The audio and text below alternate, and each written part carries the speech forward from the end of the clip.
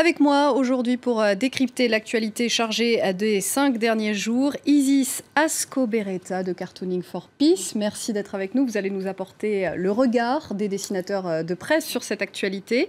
Un habitué de ce plateau, Ziad Limam, directeur du mensuel Afrique Magazine. Patrick Forestier, bonjour, grand reporter à Paris Match, et vous allez nous apporter votre connaissance de l'Irak. On va parler de Mossoul dans quelques minutes. Et Pierre Aski, cofondateur de rue89.com. Merci d'être avec nous. Alors, on va commencer avec un gros dossier. Évidemment, cette semaine, c'est le lancement de l'offensive de Mossoul.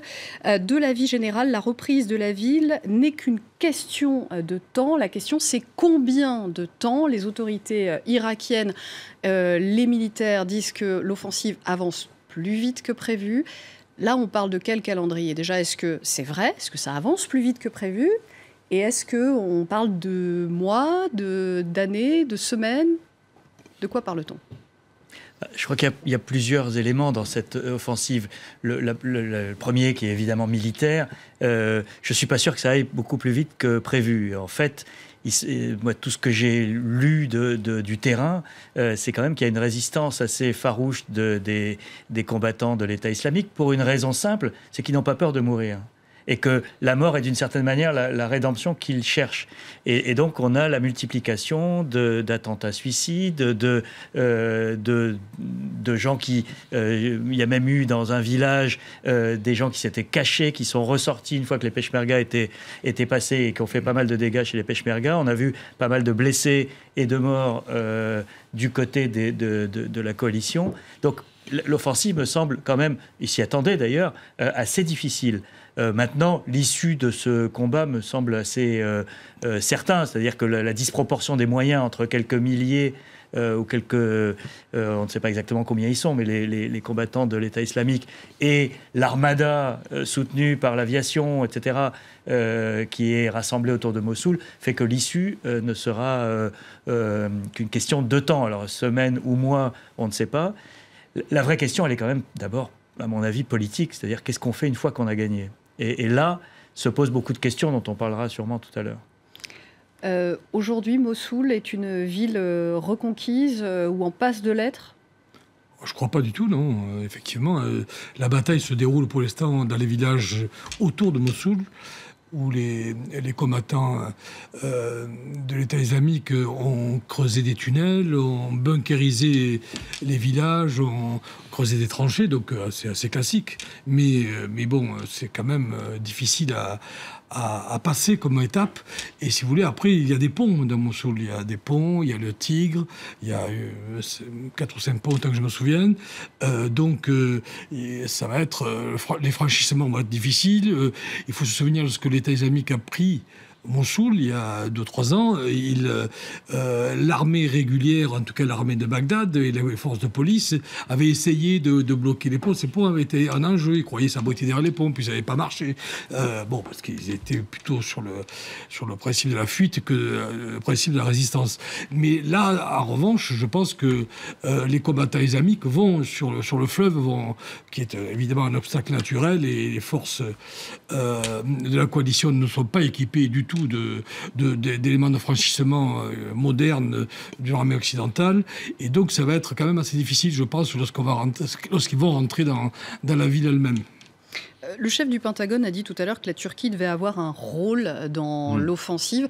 La question de qui libère Mossoul, comment, ça c'est vraiment la grosse question, avant de discuter même de l'administration ensuite de la ville, c'est qui s'arroge la libération de la ville. Mais Pierre a dit que c'était peut-être la question la plus importante. Sur la partie militaire, moi, ce qui me frappe aussi, c'est qu'on a zéro information qui sort de l'intérieur. C'est-à-dire, on est sur la base de ce que vous dites, les gens qui connaissent la ville, mais il n'y a pas une image assez précise de la situation à l'intérieur de la ville, sauf par les gens qui arrivent à en sortir et qui ont des témoignages qui ne sont pas très gais. Mais sur le plan défensif, on ne sait pas très bien quand même quelle est la puissance de feu réelle. Et puis les gens s'imaginent pas, enfin vous qui connaissez, mais moi je connais pas, mais je connais d'autres villes dans la région, c'est une ville immense. On parle pas d'un village dans le désert, c'est une grande ville avec les ponts, les avenues, les petits quartiers, les ruelles, etc. Donc je pense qu'il y a beaucoup d'inconnus encore. Sur la Turquie, c'est clair, les Turcs l'ont dit, il y a une propagande en ce moment en Turquie, Mossoul c'est à nous. Ils le disent pratiquement. C'était l'Empire ottoman. Ils ont ressorti le vieil accord de Lausanne.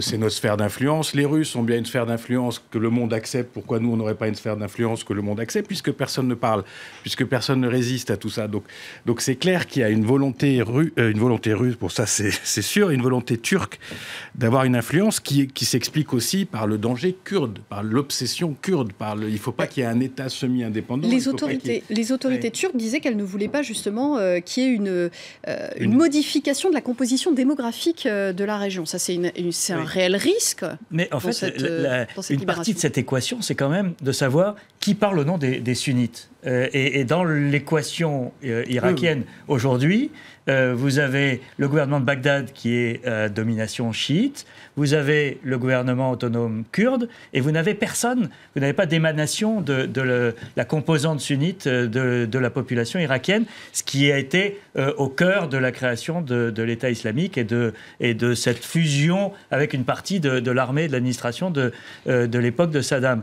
Et donc les Turcs disent aujourd'hui, c'est nous qui sommes les protecteurs naturels des sunnites de cette région, au nom de l'Empire ottoman et de l'héritage du passé, et au nom aussi de notre participation à la libération de Mossoul, d'où l'enjeu de tout ce qui vient de se passer, des mots pas très aimables entre Bagdad et Ankara, et l'existence d'une milice équipée de missiles sans doute, sunnite, mais qui a été armée et entraînée par la Turquie.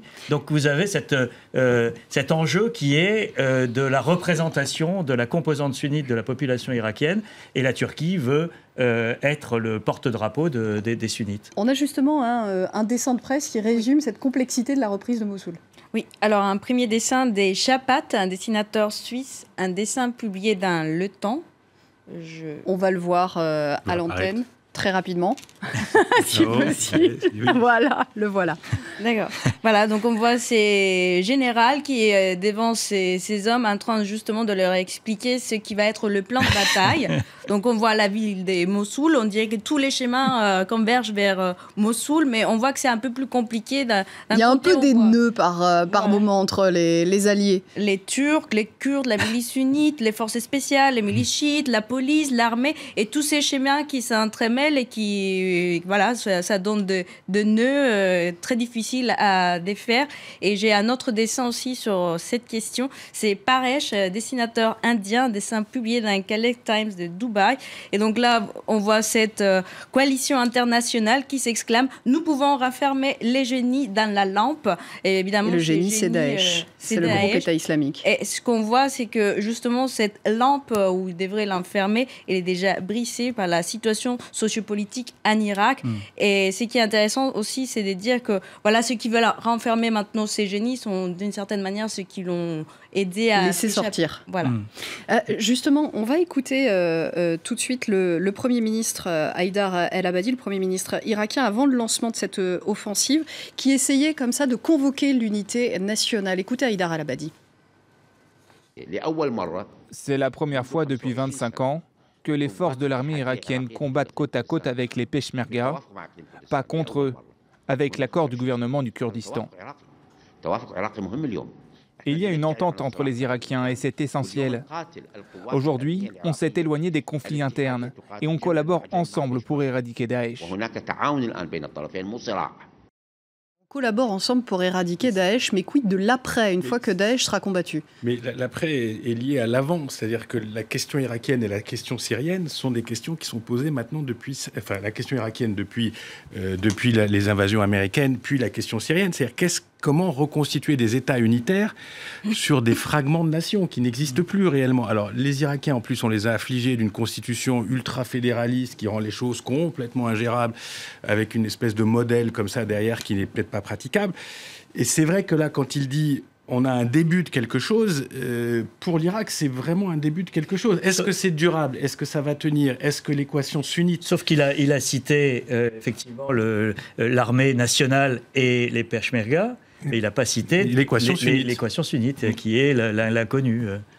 Et les milices chiites. Il faudrait voir, par exemple, comment que la Turquie ne voulait pas voir rentrer dans Mossoul. Comment ça se passe dans des villes qui ont été libérées, Fallujah, Ramadi, etc. Comment ça se passe? Comment se passe la réconciliation sur le terrain entre des villes sunnites libérées et les forces de sécurité irakiennes qui sont quand même à dominante chiite, plus Iran, plus etc. Donc c'est pas clair. Mais c'est la vraie question de demain. C'est quel Irak, quelle Syrie? On a vu le débat en Syrie. Ceux qui parlent d'État unitaire, sur quelle base ils peuvent parler d'État unitaire aujourd'hui? Est-ce qu'une unité, elle peut renaître justement de cette guerre, une unité nationale autour de la lutte contre le groupe État islamique, ou est-ce que les divisions d'antan vont rejaillir Je crois que pour l'instant, quand même, il y a un ennemi commun.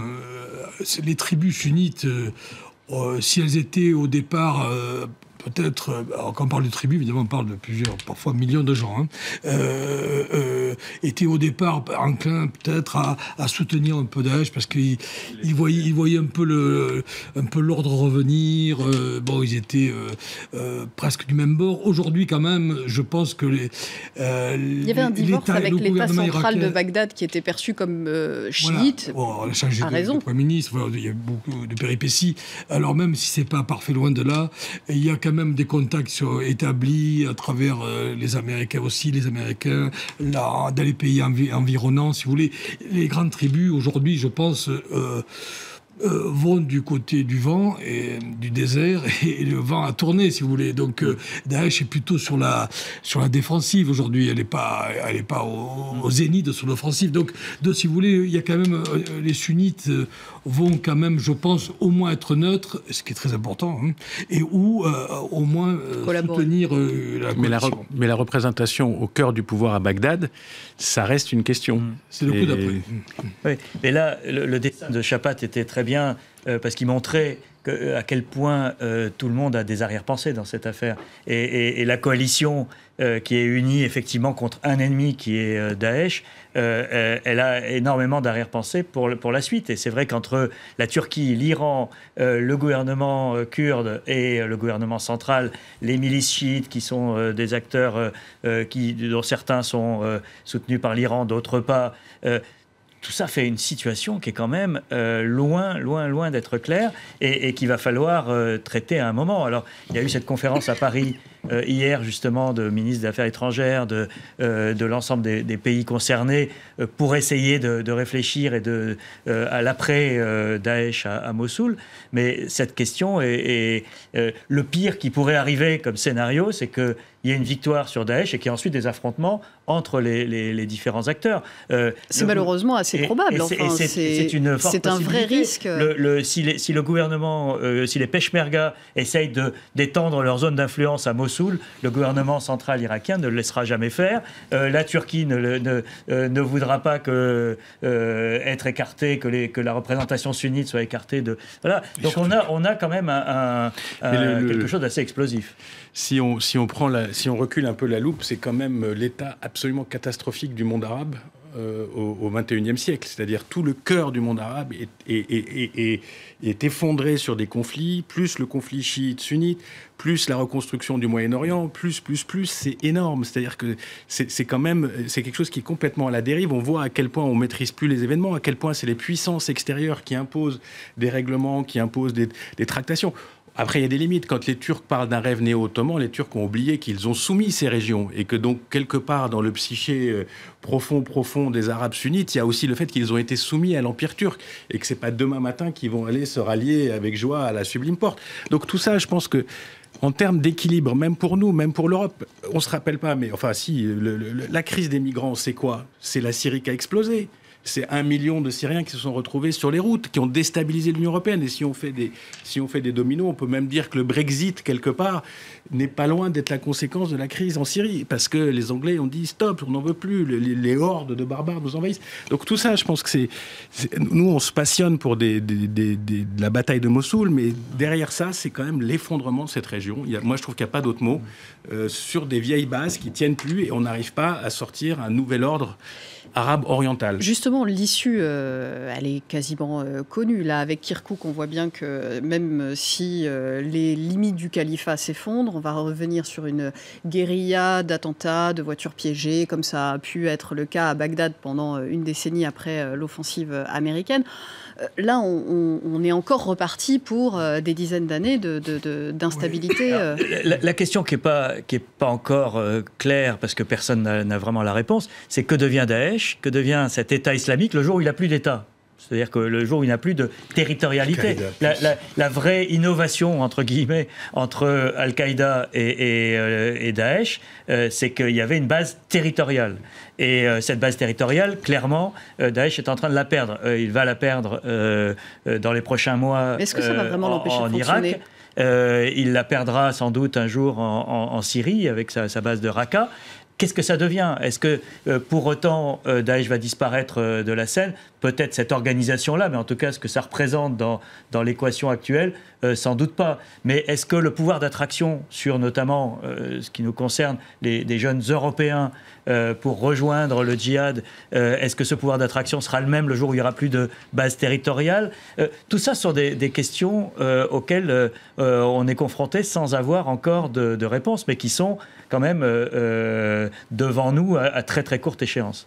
On avait encore quelques dessins sur Mossoul. Oui, justement, c'est les dessinateurs qui ont déjà un peu imaginé ce qui serait après l'après-Daesh. Donc, il y a un regard justement du Proche-Orient avec ces dessins des Osama Hadjaj, dessinateur jordanien, dessin publié dans Kegel Cartoons. Voilà, un dessin très graphique avec cet énorme piège à souris qu'on voit très bien... qui a été... que Mossoul s'est refermé sur l'État islamique, sur le groupe État islamique. Et cet autre dessin des Tjeerd Rogers, dessinateur de Pays-Bas, un dessin publié dans des Groenen Amsterdamer. Et donc là, on voit justement les djihadistes qui sont déjà presque au port de l'enfer.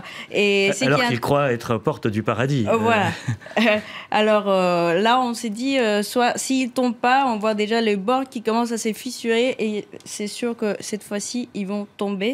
Et un dernier dessin qui m'a paru très rigolo, un dessin de Herman, un dessin publié dans la Tribune de Genève. Irak, la bataille de Mossoul a commencé. On voit ces deux djihadistes qui sont en train de dialoguer. Et celui qui est un peu plus âgé qui lui dit à celui qui est plus jeune, qui va se prendre un obus sur la tête: enlève-moi ta ceinture d'explosifs, idiot. Merci beaucoup, c'est le mot de la fin. On marque une courte pause et c'est la suite de la semaine dans le monde dans quelques minutes.